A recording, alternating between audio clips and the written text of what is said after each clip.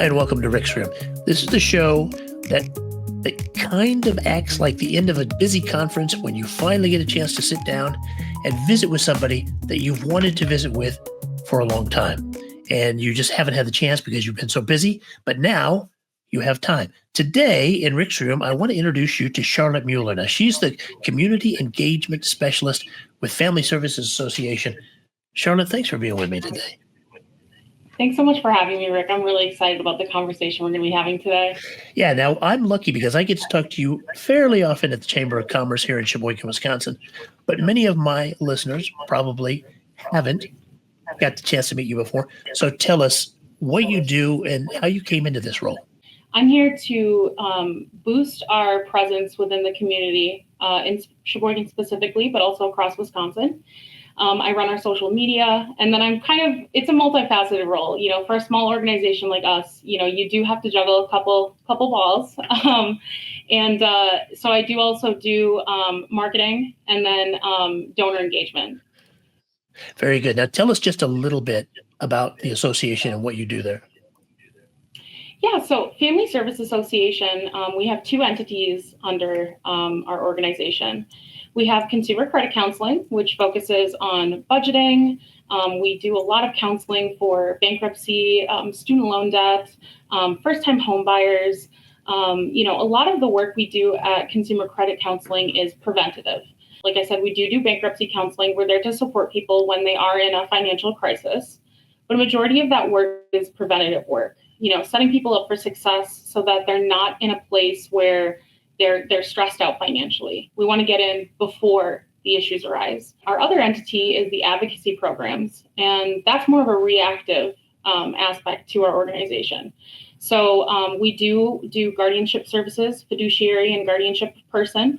And then another aspect of advocacy is that we also do representative payee work. So a lot of the times our clients are coming in, they're receiving Social Security benefits or disability benefits, and you know they're struggling with possibly a mental health issue, possibly substance abuse issues. The way we view it and the way the U.S. government views it is that if you're receiving money from the government, we need to ensure that an individual is housed, they're fed, they have access to health care, because obviously with mental health and substance abuse disorder, you know, not being housed, not having access to resources like food and medical are going to perpetuate those issues and make them even worse. So it's not about controlling the individual. It's about, you know, holding their hand and leading them to a place where, you know, they can make the right choices and that we're ensuring that that their needs are met. Talk to us about this shifting landscape because you're in the middle of it. I'm an old guy. I work in financial services most of the time, and we are like stuck in the 1960s for the most part. But the world is changing around us, and we can't always see it clearly. How do you see it? I mean, the way I see it is, you know, I represent a new wave of leadership. You know, I'm internally promoted, I'm digitally fluent, and I'm deeply invested in purpose-driven work. You're going to find that a lot in your younger millennials and your Gen Z workforce. Leadership for me and for a lot of us, it's no longer about tenures or titles. It's about emotional intelligence. It's about adaptability, and it's about vision. We're seeing people lead because they can connect, not because they've necessarily clocked the most hours. You know, it can be really intimidating. And I mean, I'll touch on that, you know, either in another podcast or later on in the show. It can be so intimidating. We're seeing this change in the landscape. And, you know, really, there has been a huge shift. For me, being a young leader means you're leading people who have more experience than you.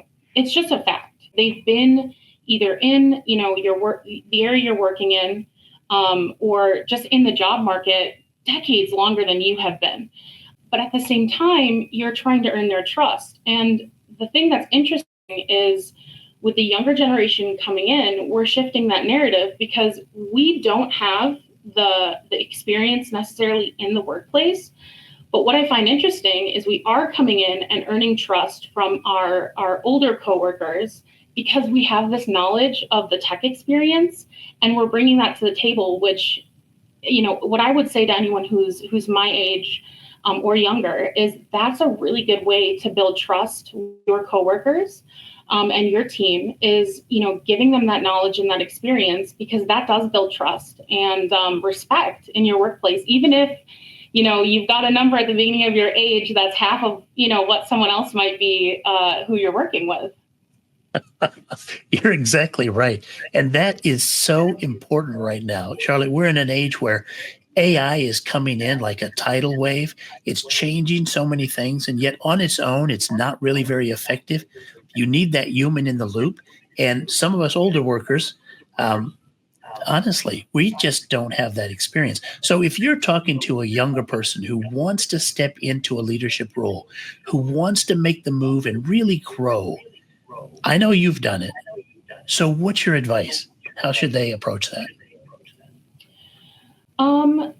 My advice would be, don't wait to climb the ladder, build a new one, build a new ladder. Have an open conversation with your senior leadership, your executive director, whoever you have access to. When you start at the bottom in seniority and whatever position you have in an organization, you get the opportunity to see holes in the system. That's an amazing opportunity for younger people to come in, to inject that technology and knowledge into, the workplace, into the structure, the process and procedure you have in your organization, and to be vocal and bring it up. I didn't feel ready. Being ready is a myth, in my opinion. Leadership's often, in my opinion, saying yes, and you figure it out along the way. People throw out the term servant leadership a lot. You're serving your team.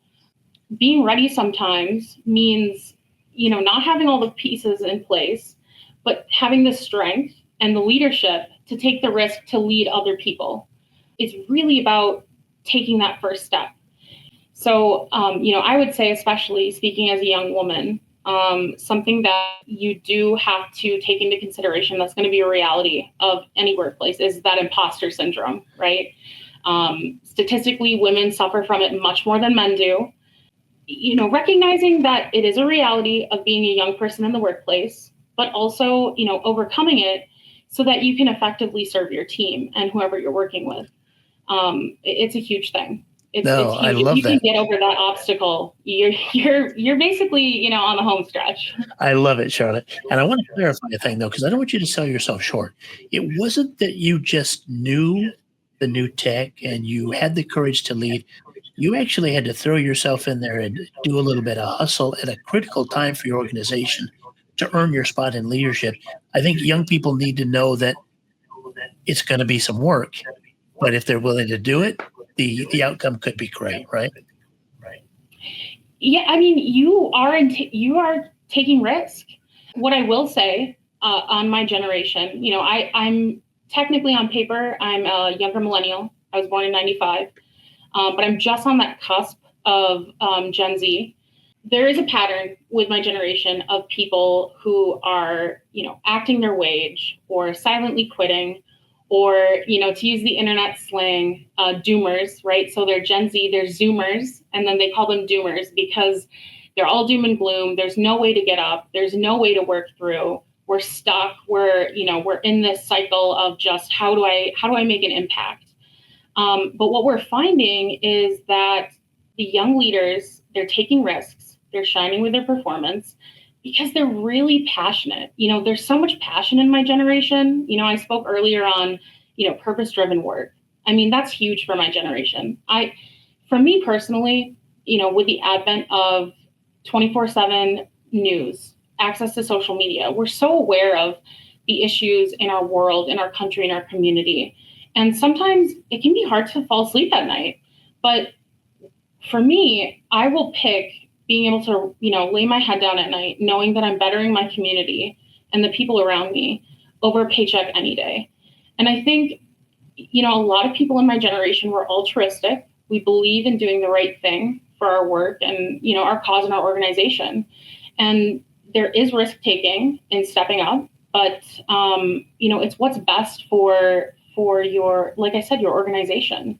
The way that I created my ladder, I didn't climb the ladder, I created my ladder. I took a huge risk. I had started off as an administrative assistant at FSA. the workload just wasn't there. I knew that I had so much energy, so much knowledge that I can impart on my coworkers, the community, what we were doing. And I sat down with my executive director and I said, hey, here's the deal. I'm taking these many calls a day. You're paying me hourly. I work a full-time job and I'm just not being utilized properly in the organization. There's so much we can do. I was very careful about the way I did it, because obviously by saying that your role could be outsourced to other employees, or taken off the table altogether, is a very, very risky move. But again, that altruism, that showing senior leadership that you are committed to the organization, especially in the case of a smaller nonprofit, every dollar counts. So by showing that you're committed to what we do, but that you can apply yourself in a more effective way, it sends a huge message. To the people who are determining, how you may be moving up through your organization. Absolutely. We've been visiting with Charlotte Mueller. She's the Community Engagement Specialist for Family Services Association. There's no question in my mind. I'm going to have to talk to you again. We'll have to have you back on the show. But thank you for being with us, and thank you all for watching. We'll see you next time in Rick's Room.